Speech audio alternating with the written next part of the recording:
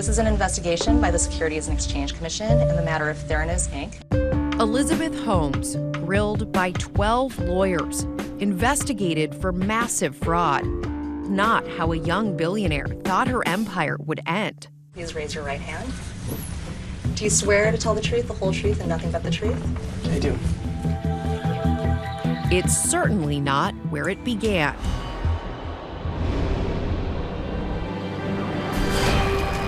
Elizabeth Holmes was born in 1984.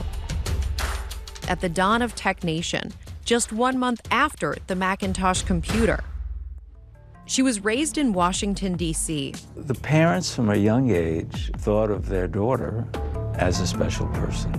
The mother worked for various members of Congress. The father worked for the State Department, mostly involved in human rights, and she looked up to him as an idealist, which is what she thought of herself as well.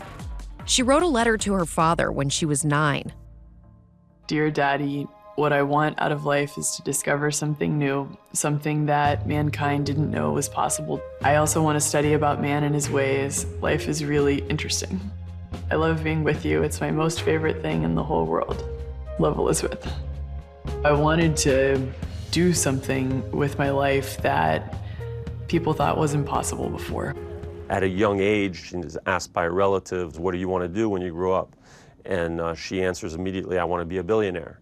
And the relative says, don't you want to be president? And she says, no, the president will marry me because I'll have $1 billion.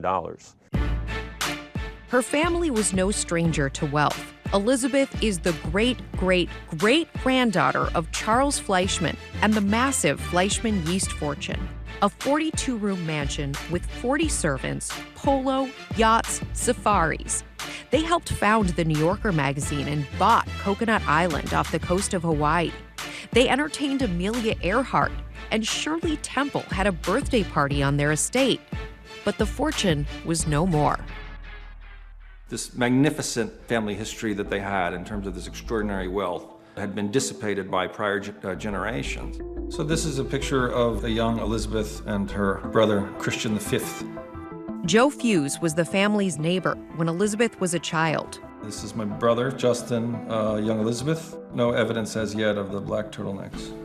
The past of the Holmes family frequently came up, and it was not hard for me to imagine that the Holmes family believed that Elizabeth was restoring them to their rightful place. The Holmes moved to Houston, where Elizabeth excelled at a private school. Megan Long went to St. John's with her. They both ran track, and she says Elizabeth was incredibly driven and never gave up. Typically, when you run a race, the thing that you're going to remember is the person who gets first place. But Elizabeth always finished her races last. Everyone would finish the race, and then you'd hear the announcer say, "Don't cross the track. There's still a runner on the track." That runner was Elizabeth, and she was determined to do it. Ni hao.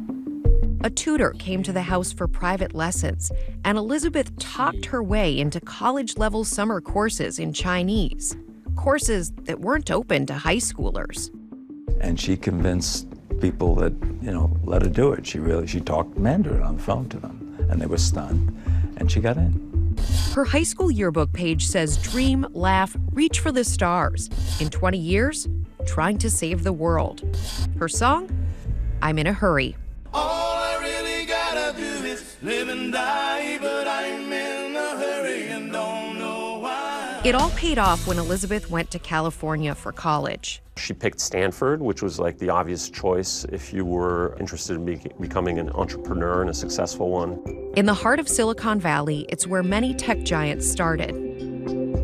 Varian, Hewlett-Packard, Sun, Yahoo. That's why it's called Silicon Valley and why it really generated that entrepreneurialism.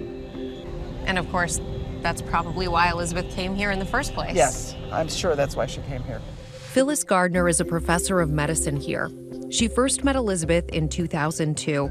This is Wilbur Hall? This is Wilbur Hall, where most Stanford freshmen start out. Elizabeth Holmes' first dorm room. Right.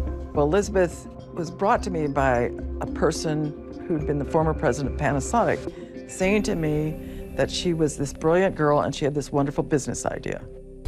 She came up with an idea for this blood testing device. And the idea behind the blood testing device was that you would have a sticker on your arm, and this would be constantly checking your blood levels, and then if you needed to, you'd be able to give yourself an injection of whatever medicine you needed.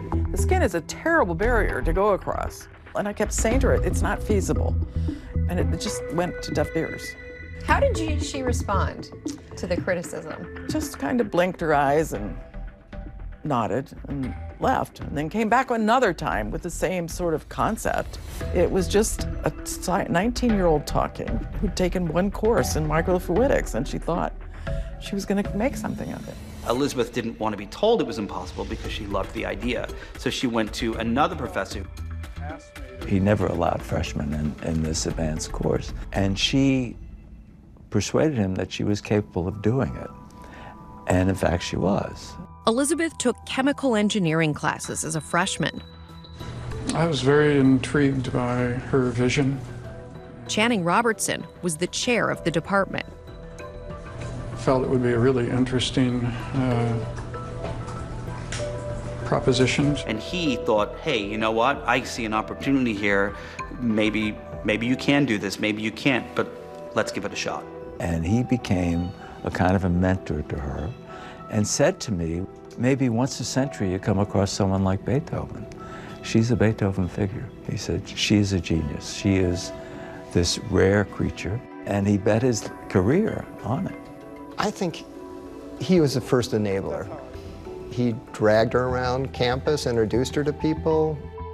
And she was breaking down doors herself. This used to be my advisor's office, and I would sit here, literally here in the hallway, waiting for him to come back to his office to try to convince him to let me into his graduate research program. In Silicon Valley, one of the things that people brag about is that they drop out of college. I was at a point where another few classes in chemical engineering was not necessary for what I wanted to do. Steve Jobs dropped out of college. Mark Zuckerberg dropped out of college. Bill Gates dropped out of college. Zuckerberg, Gates, Jobs, Holmes. You just have the sense that there are certain people who cannot be held back. Elizabeth dropped out too. She decided she was going to actually try to build it. I think it's fair to say that, sure, it's a great idea, but it's actually scientifically impossible. But that didn't stop her from filing her first patent, the first of many. She had all the ideas, but she didn't have the cash. She didn't actually want to go to some of the traditional investors because she would have to prove that this was something that was even on a remotely far-off distant world, something that you could do. So one person she went to was this guy, Tim Draper, who was a family friend. He has made billions of dollars from his investments, and he agreed to give her some money to get started. I ended up giving her her first $1 million check. Everything seemed possible in 2004, but her next idea was much bigger. Something that would use just a drop or two of blood and draw more than $1 billion in investments. Elizabeth Holmes, Theranos, revolution. Wow! And her company began, and so did the questions. How quickly is it before you start to notice problems? Hi everyone, George Stephanopoulos here. Thanks for checking out the ABC News YouTube channel. If you'd like to get more videos, show highlights, and watch live event coverage, click on the right over here to subscribe to our channel, and don't forget to download the ABC News app for breaking news alerts. Thanks for watching.